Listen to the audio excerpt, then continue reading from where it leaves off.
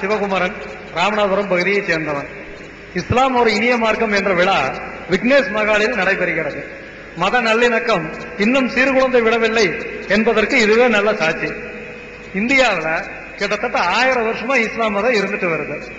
1000 வருஷமா இருந்துட்டு வர்ற இஸ்லாம் மதம் ஆனா கடந்த 10 வருஷத்துல பெரிய சோதனையை சந்திச்சுட்டு வருது.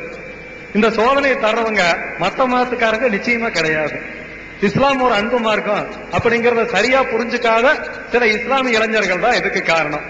இஸ்லாத்தை காப்பாற்ற போறேன்னு சொல்லிட்டு குண்டு வைப்பு போன்ற செயல்களில் ஈடுபடும் போது ஒட்டுமொத்த இஸ்லாமிய சமுதாயமே அனைத்து தரப்பினருடைய வெறுப்புக்கும் இதனால் ஆளாக வேண்டி வருது.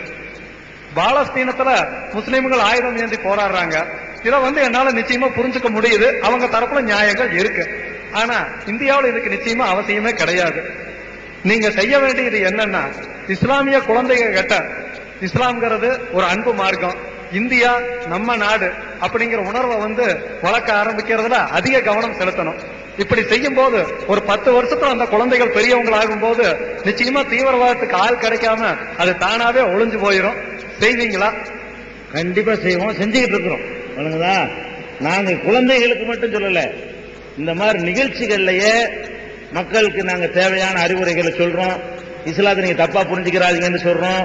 நீங்க 2-3 பேர் தப்பு செய்யறதுனால டோட்டலா இஸ்லாத்துக்கே பின்னடைவு ஏற்படுதுங்கிறதெல்லாம் விளக்குறோம். நீங்க சொல்ற மாதிரியான அறிவுரை பிஞ்சு உள்ளங்களுக்கே புகுத்தக்கூடியதை நாங்க செய்யறோம். அதுக்கு செயல் மூலமா தான் பதில் சொல்லணுமே தவிர வேற மாதிரி பதில் சொல்ல முடியாது. செஞ்சு காட்டுவோம்.